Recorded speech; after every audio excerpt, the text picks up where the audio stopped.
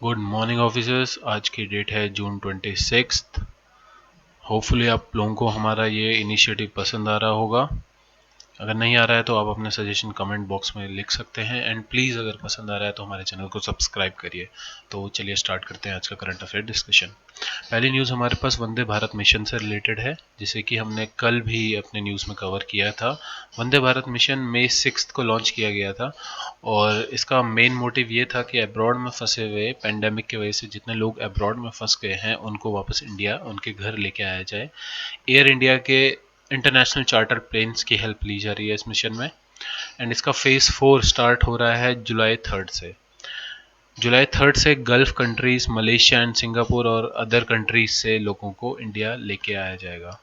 Next news हमारे पास app से related है। एक ऐप लॉन्च की गई है, ऐप का नेम है e blood services and app बनाई है ई रक्तकोश टीम ने, जो कि काम करती है centre for development of advance computing के अंदर, जो कि एक डिजिटल इंडिया स्कीम का पार्ट है। ऐप है ऐप का नेम तो है e blood services, but app Indian Red Cross Society की ऐप है और इसे लॉन्च किया है हर्षवर्धन जी ने, जो कि हेल्थ मिनिस्टर हैं। तो आप इसमें कंफ्यूज मत होइएगा। ऐप का नेम ई ब्लड सर्विसेज है एंड ऐप बनाई है ई रक्तकोश ने, जो कि ऐप है इंडियन रेड क्रॉस सोसाइटी की। बस बनाने वाली टीम का नाम ई रक्तकोश है, तो आप ये चीज़ याद रख लीजिएगा। थोड़ा ई रक्तकोश के बारे में देख लेते हैं। ई रक्तकोश एक इनिशिएटिव है जिसमें कि इंडिया के सारे ब्लड बैंक आपस में कनेक्टेड है डिजिटली भी and stream line work flow इनका है। कोई भी कहीं से भी ब्लड की आवश्यकता हो तो आपस में कनेक्शन की वजह से ब्लड इजीली अवेलेबल किया जा सकता है। देखा जा सकता है डेटा ऑल ओवर इंडिया, कहाँ किसके कौन से ब्लड बैंक में कितना ब्लड अवेलेबल है। ये फाउंडेड हुआ था 7 अप्रैल 2016 को। E blood services Indian Red Cross Society की ऐप है, ये चीज़ याद रखिएगा। इंडियन रेड क्रॉस सोसाइटी के बारे में थोड़ा सा देख लेते हैं। ये फाउंड हुई थी 1920 में, जिसका हेडक्वार्टर न्यू दिल्ली में है एंड ये वर्ल्ड रेड क्रॉस सोसाइटी का एक पार्ट है। इसका वर्क भी वही चीज़ है जो कि वर्ल्ड रेड क्रॉस सोसाइटी का है। Is a voluntary humanitarian organisation to protect human life and health base in India. ये काफ़ी सारी चीज़ों में इन्वॉल्व रहती है। नेक्स्ट न्यूज़ की तरफ बढ़ते हैं। छत्तीसगढ़ से हमारे पास एक न्यूज़ आई है। छत्तीसगढ़ गवर्नमेंट ने एक इनिशिएटिव लॉन्च किया है जिसका नाम है गोधन न्याय योजना। गोधन न्याय योजना का ऑब्जेक्टिव है income generation and environment conservation. इस योजना के अंदर गवर्नमेंट काउ डंग यानी गाय का गोबर परचेज करेगी, खरीदेगी ओनर से और उसको फर्टिलाइजर में कन्वर्ट करके सेल करेगी। तो गवर्नमेंट का ये कहना है कि इसको कन्वर्ट करके फर्टिलाइजर में सेल करके जो एडिशनल प्रॉफिट आएगा वो हेल्प करेगा इनकम जनरेशन में एंड उसी प्रॉफिट से जो काउ डंग बेचा जाएगा उससे कैटल के लिए भी एक प्रॉफिटेबल है। कैटल की देख रेख के लिए, उनकी खान पान की व्यवस्था करने के लिए भी जो उनके देख रेख वाले हैं उनको भी हेल्प मिलेगी। तो योजना का नेम है गोधन न्याय योजना। ये हरेली के दिन, हरेली एक फेस्टिवल होता है, लोकल फेस्टिवल, जो कि छत्तीसगढ़ में मनाया जाता है। 20 जुलाई को सेलिब्रेट किया जाएगा, उसके दिन लॉन्च होगी। तो थोड़ा सा हरेली के बारे में देख लेते हैं क्योंकि ये एक इम्पॉर्टेंट फेस्टिवल है छत्तीसगढ़ का। हरेली हरेली में कुटकी दाई, देवी कुटकी दाई की पूजा की जाती है और ये एक हार्वेस्टिंग फेस्टिवल है। इसका थीम यही होता है कि फार्मर्स प्रे करते हैं फॉर गुड हार्वेस्ट, अच्छी फसल के लिए प्रे करते हैं, अच्छे नेचर के लिए प्रे करते हैं। हर साल ये मनाया जाता है मॉनसून के टाइम पे। इसका नेम है हरेली एंड एक इम्पॉर्टेंट और चीज़ है हरेला। एक तो फेस्टिवल हो गया हरेली जो छत्तीसगढ़ में मनाया जाता है, एक फेस्टिवल है हरेला जो कि उत्तराखंड यूके में मनाया जाता है। यूके के कौन से एरिया में? कुमाऊं एरिया में मनाया जाता है। सेम मोटिव है दोनों फेस्टिवल्स का, गुड हार्वेस्टिंग एंड प्रॉस्पेरिटी के लिए ये लोग भी प्रे करते हैं। बट ये ईयर में 3 टाइम, थ्राइस सेलिब्रेट किया जाता है और हरेली वंस सेलिब्रेट किया जाता है। दोनों रेनी सीजन में ही सेलिब्रेट किए जाते हैं। तो ये चीज़ आप याद रखिए, हरेला मनाया जाता है उत्तराखंड में और हरेली मनाया जाता है छत्तीसगढ़ में। छत्तीसगढ़ की कैपिटल हमें पता होनी चाहिए क्योंकि न्यूज़ में है रायपुर। एंड छत्तीसगढ़ के सीएम कौन है अभी? भूपेश बघेल। छत्तीसगढ़ से इंपॉर्टेंट एक न्यूज़ और है, छत्तीसगढ़ में कितने नेशनल पार्क्स हैं?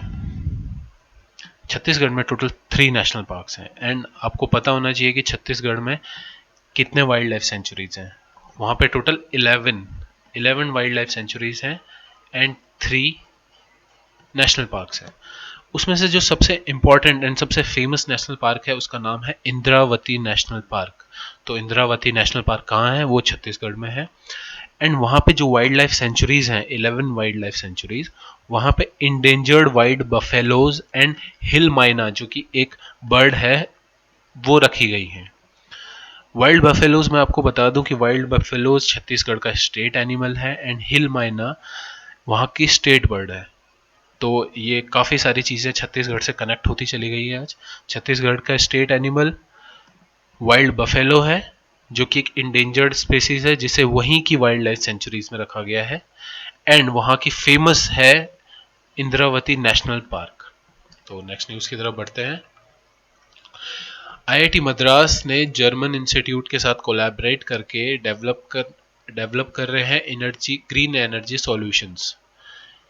इनका काम ये है कि नए materials for green energy solutions को डेवलप करना with Germany institutes, IIT Madras. Okay, अब ये किस स्कीम के अंदर आता है? ये आता है scheme for promotion of academic and research collaboration, जिसकी शॉर्ट फॉर्म है स्पार्क के अंदर।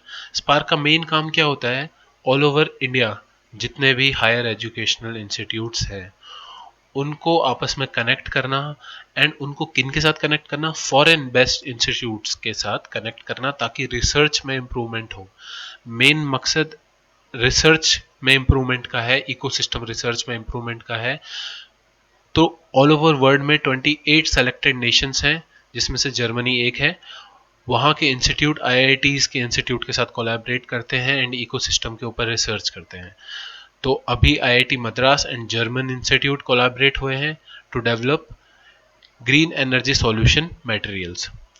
ये जो इनिशिएटिव है ये आईआईटी खड़गपुर का इनिशिएटिव है नेशनल कोऑर्डिनेट इंस्टीट्यूट की तरफ से। यानी national coordinate institute as a IIT Kharagpur act कर रहा है as a national coordinate institute इस प्रोग्राम को इम्प्लीमेंट करने के लिए। एक न्यूज़ हमारे पास और आई है आज जो कि रिलेटेड है ओजोन पॉल्यूशन से। एक रिपोर्ट लॉन्च की गई है centre for science and environment की तरफ से। और रिपोर्ट में क्या किया गया था? सीपीसीबी सेंट्रल पॉल्यूशन बोर्ड का डेटा लिया गया था। 22 सिटीज एंड 15 स्टेट्स का डेटा जो लॉकडाउन के टाइम पे लिया गया था, उस डेटा से उन्होंने एनालाइज किया centre for science and environment ने, और ये पाया कि जब particulate matter and nitrogen oxide environment में कम हुई है लॉकडाउन में तो ओजोन इंक्रीज हुआ है काफ़ी सारी सिटीज़ में। तो उनका ये कहना है कि ओजोन एक डायरेक्टली एमिटेड गैस नहीं है, एक डायरेक्टली एमिटेड नहीं है, वो नॉट इनडायरेक्टली होता है bye formation of photochemical reactions between oxide of nitrogen और अदर जो वॉलेटाइल ऑर्गेनिक कंपाउंड होते हैं, और वो जब गैसेस के साथ मिलते हैं, यानी ये 3 चीज़ें फोटोकेमिकल रिएक्शंस होती है 3 चीज़ों के बीच में, oxide of nitrogen, other volatile organic compound and gases, air में जो गैसेस होती हैं अंडर इन्फ्लुएंस ऑफ सनलाइट, तो तब जाके ओजोन इमिट होती है। और अगर हमें ओजोन को कंट्रोल करना है तो हमें ये सारी चीज़ें कंट्रोल करनी पड़ेंगी। तो ओजोन का हमें 4 मेन गैसेस जो हैं वो पता होनी चाहिए: nitrogen oxide, fluorinated gases, methane and carbon dioxide. थोड़ा बात कर लेते हैं फ्लोरिनेटेड गैसेस के। Carbon dioxide, methane and nitrogen oxide तो 3 अपने आप में गैसेस हैं, बट फ्लोरिनेटेड गैसेस के अंदर 4 मेन गैसेस आती हैं जो कि हैं HFC, हाइड्रोफ्लोरोकार्बन्स, PFC, पैरफ्लोरोकार्बन्स, SF6, hexafluoride and NF 3 nitrogen trifluoride. तो ये 4 से बनती है फ्लोरोनेटेड गैसेस, ये कंबाइंड है। नेक्स्ट न्यूज़ की तरफ बढ़ते हैं। साइकिल्स फॉर चेंज चैलेंज, ये एक इनिशिएटिव है स्मार्ट सिटी मिशन का, अर्बन अफेयर मिनिस्ट्री द्वारा। ये चेंज कोविड-19 की जैसे आजकल सिचुएशन चल रही है, तो उसके रिगार्डिंग एक इनिशिएटिव लिया गया है स्मार्ट सिटी मिशन द्वारा to support quickly implemented cycling friendly initiative. तो ये काफ़ी अच्छा इनिशिएटिव है कि साइकिल का यूज़ कीजिए। साइकिल यूज़ करने से हेल्थ बेनिफिट भी काफ़ी ज़्यादा है, एनवायरनमेंट बेनिफिट भी काफ़ी ज़्यादा अच्छे हैं। स्मार्ट सिटी मिशन क्या है, क्वेश्चन यहाँ से बन सकता है। Smart city mission, national smart city mission launch हुआ था 2015 में, और इसका एम ये है all over India, all over पूरी हमारी कंट्री में स्मार्ट सिटीज़ डेवलप की जाए, जो कि क्या हो, सिटीजन फ्रेंडली हो और सस्टेनेबल हो। तो ये एक गवर्नमेंट ऑफ इंडिया का एक मिशन है। तो ये चीज़ हमें पता होनी चाहिए कि ये 2015 में लॉन्च किया गया था, जो कि अंडर आता है union ministry of urban development के अंदर। छोटा सा अगर मैं यहाँ से आपसे करंट अफेयर पूछूं कि कौन है अभी current union minister of urban development, तो वो है हरदीप सिंह पुरी जी। नेक्स्ट न्यूज़ की तरफ बढ़ते हैं। हिंदुस्तान यूनिलीवर ने हम उनकी जो famous fair and lovely product है उसका नेम चेंज करने के लिए अनाउंस कर दिया है। नेम अभी नहीं पता है क्या होगा, बट अनाउंस कर दिया है। उसमें से नेम फेयर नहीं रहेगा अब। ये हुआ है क्योंकि अभी ब्लैक लाइव्स मैटर जो मूवमेंट एक चल रहा था यूएसए में, यूके में, काफ़ी जगह ये एक्टिव हुआ, तो उसको देखते हुए काफ़ी क्रिटिसिज्म हुआ इनके प्रोडक्ट का। क्रिटिसाइज हुए ये for promoting negative stereotype against people with dark skin. जिन लोगों की डार्क स्किन होती है उनको नेगेटिवली स्टीरियोटाइप प्रमोट हुआ ये एक प्रोडक्ट फेयर एंड लवली, क्योंकि इसके नेम में ही फेयर है। तो हिंदुस्तान यूनिलीवर ने खुद बयान दिया है कि use of fair, white and light ये बिल्कुल भी ब्यूटी को सजेस्ट नहीं करता। इट मीन्स उनका कहना ये है कि ये जो 3 वर्ड हैं फेयर, वाइट एंड लाइट, ये सुंदरता को नहीं दर्शाते हैं। तो इस वजह से उन्होंने ये नाम हटाने का फैसला लिया है। तो करंटली चेयरमैन कौन है हिंदुस्तान यूनिलीवर के, वो हैं संजीव मेहता जी।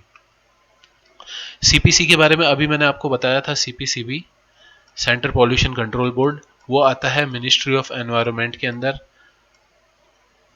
एंड ये फाउंड हुआ था 1974 में, 22 सितंबर 1974 में। नेक्स्ट न्यूज़ हमारे पास स्पोर्ट्स से है।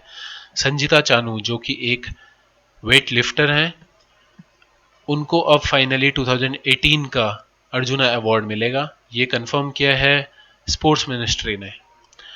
दरअसल ये डोपिंग चार्जेस में फंसी हुई थी 2017 से, और अब उनके ऊपर एक चार्जेस क्लियर हो गए हैं। तो 2018 में जो कॉमनवेल्थ गेम हुए थे उसकी ये गोल्ड मेडलिस्ट रह चुकी हैं, और 2014 के कॉमनवेल्थ गेम की भी ये गोल्ड मेडलिस्ट रह चुकी हैं। तो 2018 में इन्हें अर्जुना अवार्ड मिलना था, बट डोपिंग चार्जेस की वजह से ये वो रुक गया था, तो अब वो मिलेगा। तो हमें ये नेम याद होना चाहिए, संजीता चानू रिलेटेड है वेट लिफ्टिंग से। साइना नेहवाल जो कि बैडमिंटन प्लेयर हैं, उन्होंने नॉमिनेट किया है अपर्णा बलान को अर्जुना अवार्ड के लिए। अपर्णा बलान भी एक बैडमिंटन प्लेयर हैं और साइना नेहवाल ने उन्हें नॉमिनेट किया है। तो साइना नेहवाल के पास कौन कौन से अवार्ड्स हैं, वो अवॉर्डेड हैं bye Padma Bhushan and Khel Ratna winner हैं। और ये चीज़ हमें याद होनी चाहिए कि साइना नेहवाल 2 अवार्ड से नॉमिनेटेड हैं, Padma Bhushan and Khel Ratna award winner. तो Aparna Balan is related to badminton and Sanjita Chanu is related to weight lifting. आज के इंपॉर्टेंट आर्टिकल हमारे पास आए हैं। इंटरनेशनल रिलेशन से 2 आर्टिकल रिलेटेड हैं। पहला, why China is being aggressive along LAC and on our own. ये दोनों इंटरनेशनल रिलेशन से, GS2 के इंटरनेशनल रिलेशन से आप इन्हें रिलेट कर सकते हैं। इंडियन एक्सप्रेस में आपको ऑन आवर ओन आर्टिकल मिल जाएगा, और why China is being aggressive to LAC the Hindu में मिल जाएगा। ये सारे आर्टिकल आप हमारे टेलीग्राम चैनल से भी डाउनलोड कर सकते हैं, या फिर वहीं पे इंस्टेंट व्यू के ऑप्शन से आप उसे डायरेक्टली पढ़ सकते हैं। Can online learning replace the school classroom, काफ़ी अच्छा आर्टिकल आया है, एजुकेशन से रिलेटेड है। तो ये आर्टिकल द हिंदू में है। And time to universalize PDS, ये आर्टिकल आया है फूड से रिलेटेड, फूड ग्रेन चेन। ये आर्टिकल इंडियन एक्सप्रेस में है एंड ये आर्टिकल भी आपको हमारे टेलीग्राम चैनल पे मिल जाएगा। आज का क्वेश्चन ऑफ द डे है which one of the following layer of the atmosphere is responsible for deflection of radio waves. And आपके ऑप्शंस हैं troposphere, stratosphere, mesosphere and ionosphere. अगर आपको इसका सही आंसर पता है तो आप अपना आंसर कमेंट बॉक्स में टाइप कर सकते हैं। होपफुली आपको आज का सेशन पसंद आया हो। अगर आपको कोई भी प्रॉब्लम है, आपको कोई क्वेश्चंस हैं या आपको कोई चीज़ पसंद नहीं आ रही है, कुछ चीज़ आप चाहते हैं कि हम लोग इम्प्रूव करें, तो प्लीज़ आप अपने सजेशन कमेंट बॉक्स में लिख सकते हैं। एंड अगर आपको पसंद आ रहा है तो प्लीज़ सब्सक्राइब करिए ताकि हम भी मोटिवेट हों और डिटेल्ड एंड और अच्छे डिस्कशन करने के लिए। Thank you very much. जय हिंद।